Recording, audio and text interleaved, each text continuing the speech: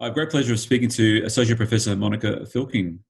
Monica is the chair of the Department of Psychological Services at Swinburne University and internationally renowned researcher in the area of school psychology, impacts of childhood trauma and disadvantage on families and individuals. Her pioneering research has provided profound insights and understanding how trauma, poverty, and disadvantage impacts youth outcomes in schools and other youth settings. Her leadership in areas of school psychology has led in recent months to establish a professional network to support school psychologists across Australia in providing services to students impacted by COVID-19 school shutdowns. Welcome, Monica. Thank you. Thanks for having me. Yeah. So, families across Australia, across the country, are adapting to evolving changes in daily life caused by COVID-19 pandemic. So most schools now are on school holidays, I guess with the uncertainty of when they will reopen. So we need to practice social distancing. Kids are not being able to see their friends, their grandparents in most cases, or extended families. Yeah, so parents and caregivers are faced with sort of helping their families adjust to this new normal. Yeah. So as a parent, how do you cope with all this? Look, I think the word that you used there, adjust to the new normal, is just the perfect word. It's a huge adjustment, and it's an adjustment to a new routine, to having our children home with us all of the time. And some of us have, lots of children, some just one. So every family is going to be different.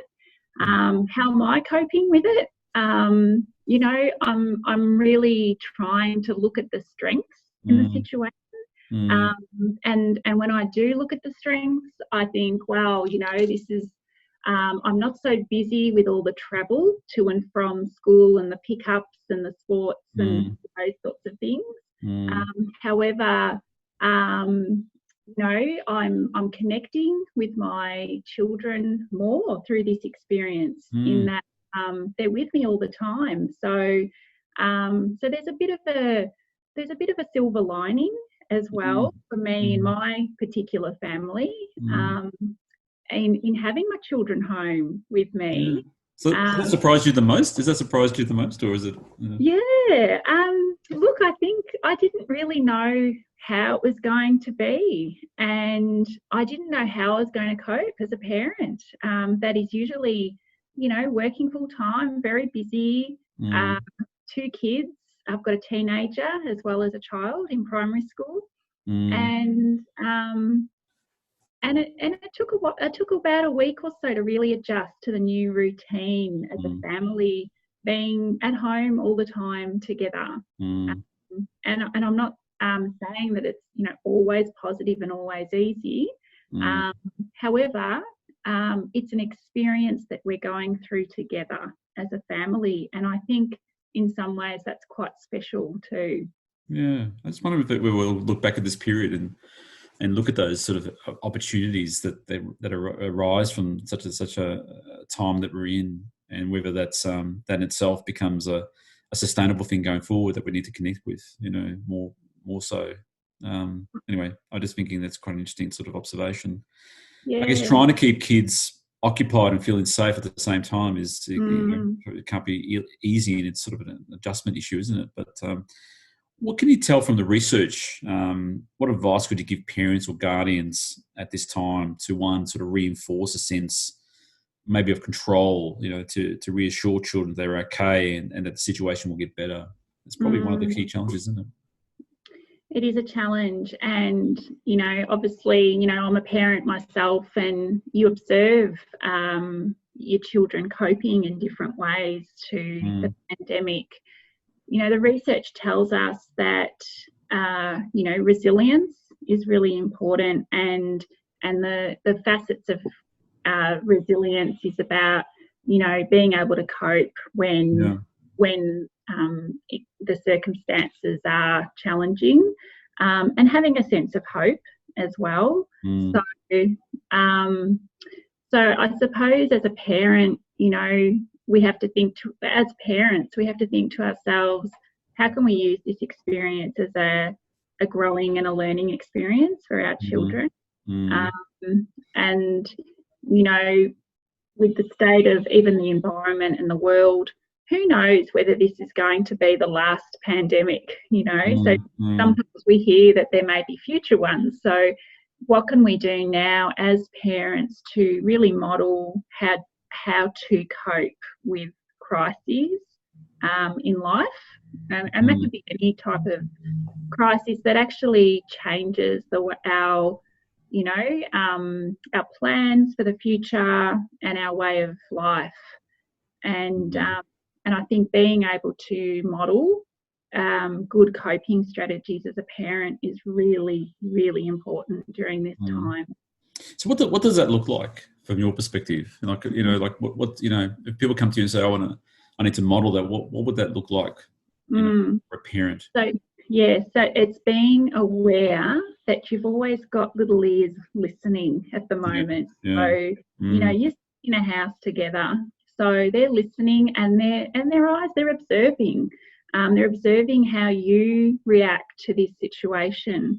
So if you're catastrophizing this situation and you're, or even other people that you might be talking to on FaceTime or in social media that are panicking about it and have a real sense of hopelessness about the situation and sending messages of not being able to cope or feeling overwhelmed, then children will pick that up, and that will cause a sense of anxiety in them as well. So it's really about choosing when you have such. It's not saying that you may not feel those things. All of those feelings will come about during this COVID-19 pandemic. But just being really super aware that children are around and being able to, I suppose, moderate those reactions and keep a check on the type of language and the type of messages that are being talked about in your home. I guess it's important also for parents to recognise that they actually need to find ways of finding that support themselves, don't they? I mean, so being the modelling of that behaviour is important, but also finding some ways to get that support. What are you finding? I mean, I know, like, just obviously just your own experience, but what do you sort of what could be picked up in that context for parents to sort of think, well, can't go out and get, maybe we're now with the telehealth opportunities to go to psychologists online or seeking some help for helplines, but also naturally we can go to our own friends and networks to connect with people as well. Yeah, that's right. So you've mentioned seeking mental health support from a professional, and it's just fantastic that the government has increased the level of support in relation to telehealth services. So those services are available, and there's also phone line services as well, such as Lifeline or other services that are available. But and there's an absolute mountain of resources on the internet now to help support. And sometimes you can get a little bit, I suppose, immune to all of the information. No, it can actually become overwhelmed by it all, actually. True. And it can be quite repetitive. So, it's kind of, I actually was reflecting on it personally and thinking it's not so different from when you first have your first baby.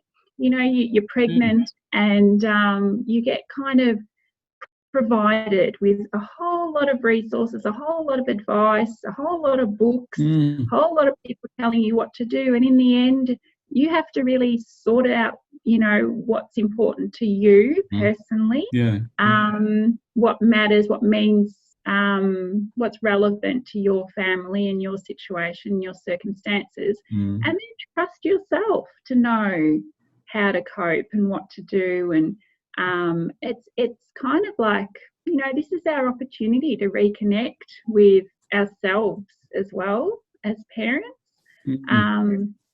Don't feel guilty about your child being on a computer game for a while, and grab that book that you want to read and put your feet up and read it, or go out in the garden and daydream for a bit. You know, we haven't really had a lot of people haven't had that opportunity just to actually stop.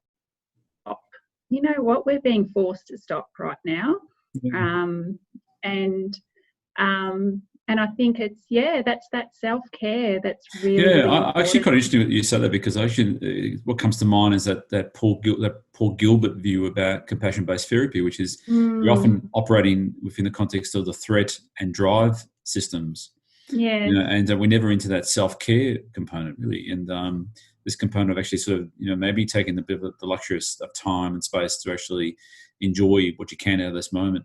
I quite like what you said earlier too, was this concept that we actually sometimes overestimate the threat and underestimate our resources to cope with that.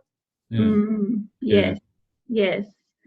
We do have a lot of resources, you know, at our that we don't need to Google, and it's reconnecting with our own character strengths as well, and strengths of our children. So, you know, our children are incredibly resilient, and we need to really nurture that and use this opportunity as, you know, this is like life skill training. You know, that is happening right here and now. Right now, isn't it? That's right. Right now. So, and I've often thought, okay, well, I might not be able to teach my kids maths. I'm hopeless at maths. And I had a little bit of a period of, oh my God, I've got to look up all the online maths resources, you know, to make sure that I don't fall behind. That's right.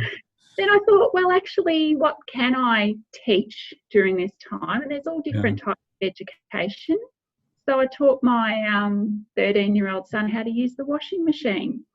And, you know, that's a life skill that he's going to need in the future, and that helps me as well. Yeah. So, you know, little things like that, you know, baking or, you know, how to mop the floor, all those things, they've got opportunity now, and you're there to help support. So it's those chance moments really of just learning, connecting, and engaging in ways that you normally wouldn't do at like towards the end of the day or at the beginning of the day.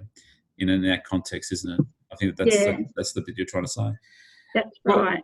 How do you, as we're coming towards the middle of the school holidays and we're preparing for the prospect of online schooling, that becomes a possible outcome.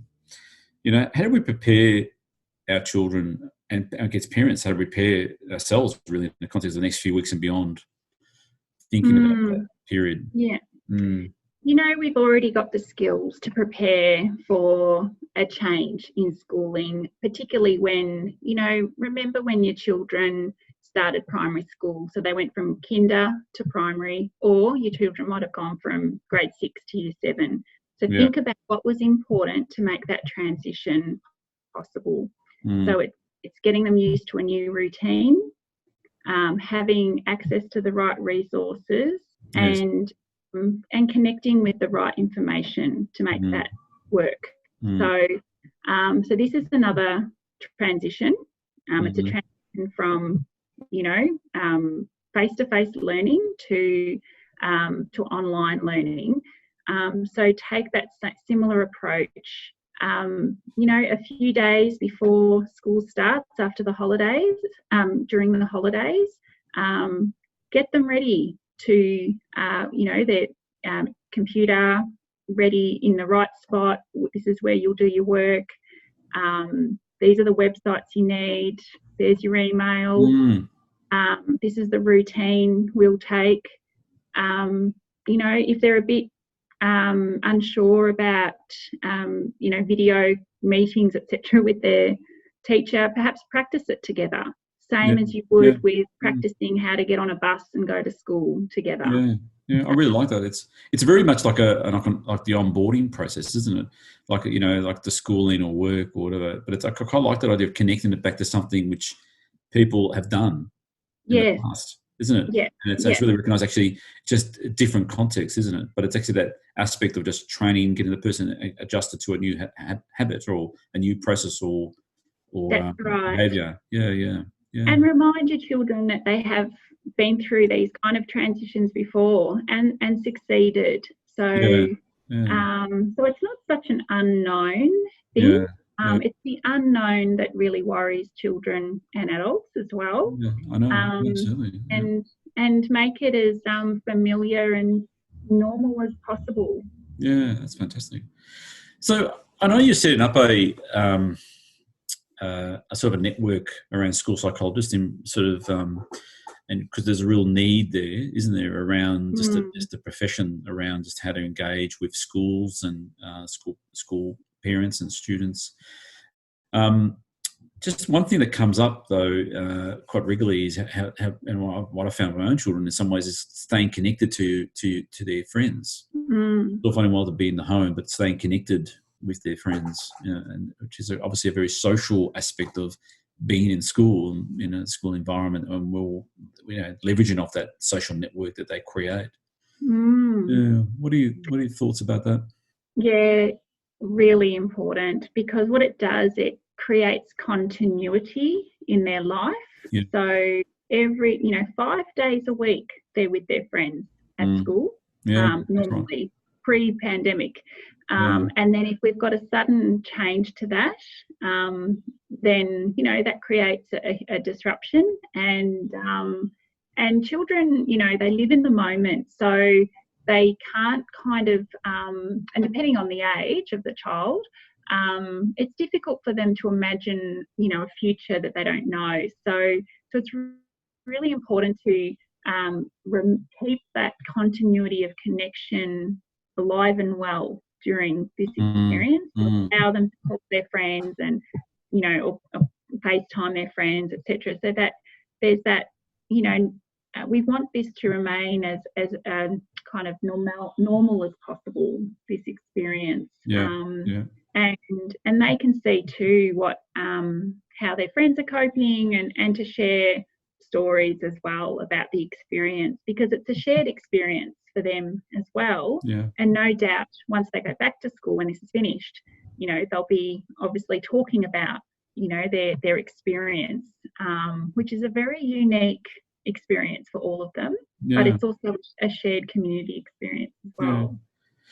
I think parents shouldn't be afraid. I think you picked up this earlier, which I really liked, around devices, and we all can get a bit worried about the amount of time they spend on devices, but seeing it as a tool that can connect people really well. And the other day we did a Zoom session with 5 or 6 students from the class to just wasn't orchestrated from the school. It was just something that the parents decided to do, and that sort of stuff can be quite useful, just thinking about how that can be done. And they spent 40 minutes together, trying to solve a problem for one of the students that actually couldn't work it out, a school issue. But then they played and they shared things, and they also shared. They could see each other's houses in ways that they normally couldn't see their houses. You know what I mean? Like we're actually inviting people into our living rooms in a far more concrete way than we ever had in the past. It's normalising the mess. Could be, absolutely. So what are you discussing with school psychologists at the moment? I'm just intrigued. What are you in preparing parents? How do you as a profession thinking about the next while?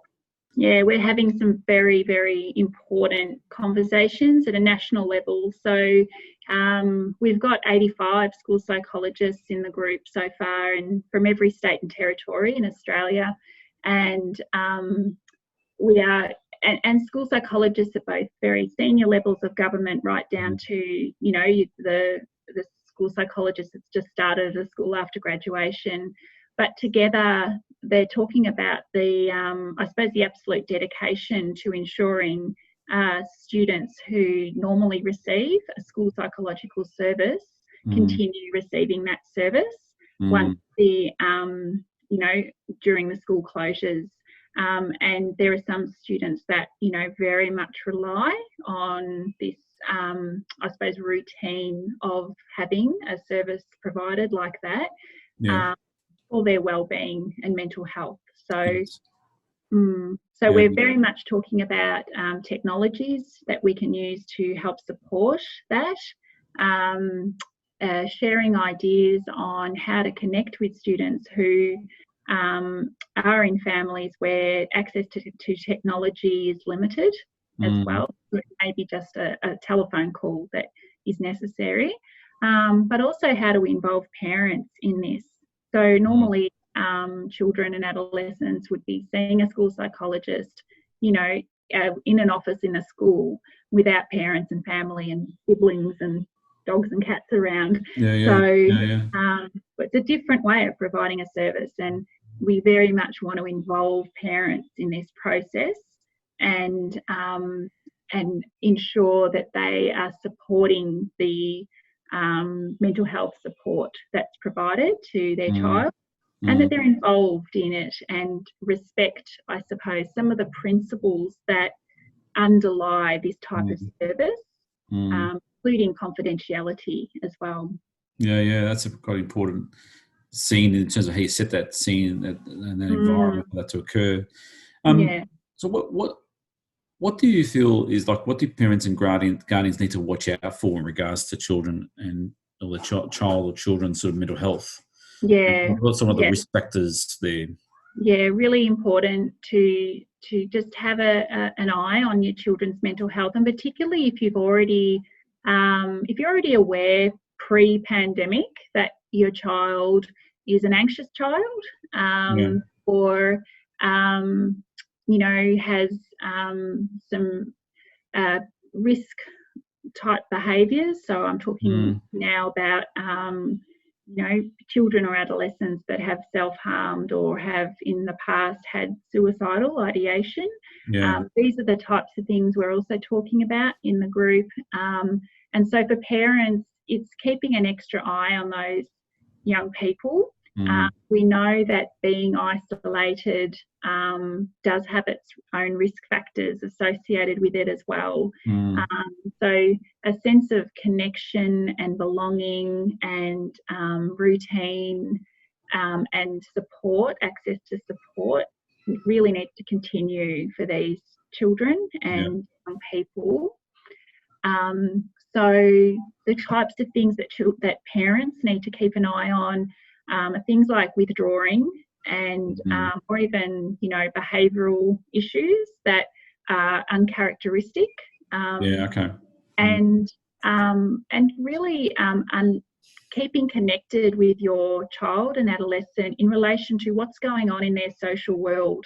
So what I mean by that is if they are having conversations with other children and adolescents who perhaps are not coping very well with the pandemic, then sometimes we can have what's called copycat behaviour. And it's this type of thing that school psychologists are aware of and also very much trying to manage as service. Sorry, I was just going to add, so just being really aware as a parent of how much media is in your home that catastrophizes the pandemic, that creates a feeling of impending doom. So when we have images of Iran and Italy and Spain and the death toll, etc., that can be quite overwhelming for adolescents, particularly those and children and adolescents, particularly if they are anxious or depressed. And remember that this is coupled with an already global issue that young people are concerned about, which is climate change. So we now have two big whammies, so we want to really create a sense of hope, some positive energy around this, looking for opportunities within it and within our homes, and focus on things that are going well. So, for example, the science behind COVID-19 and the race towards finding a cure and a vaccination. It's these types of stories that we want to highlight. Is that human ingenuity that's going to be able to find a Mm. solution to it. It's a bit like the race to the moon in some ways during the Cold Yeah. War, isn't it? Like Yeah. it's, people had fears around all that, and I think Mm. there's hope around, well, we'll be the first to get to the moon Yeah. in one level. But you talked about specific risk factors for regional and rural areas. What's your sense of, Mm. can you talk a little bit just briefly around that? Yeah, so for regional and rural young people, I suppose some of them are technological risk factors. So, for example, Mm-hmm. if we don't have good, NBN or good internet access, then we're limited in how accessible particular online services are. Yeah. And I know some school psychologists have spoken about those limitations and how they will try and get around that, and particularly using telephone and email as a way of connecting rather than technologies that require a lot of bandwidth. And the other is access to services in the local community as well. So we know that that for many regional communities, there is a low access to mental health services, and also there may be already pre-pandemic a lack of access to even school-related resources and support. So if we have emerging or new mental health concerns in our children, it can be difficult for these parents to know where to go for help. Yeah. And so my advice is, really connect with the school.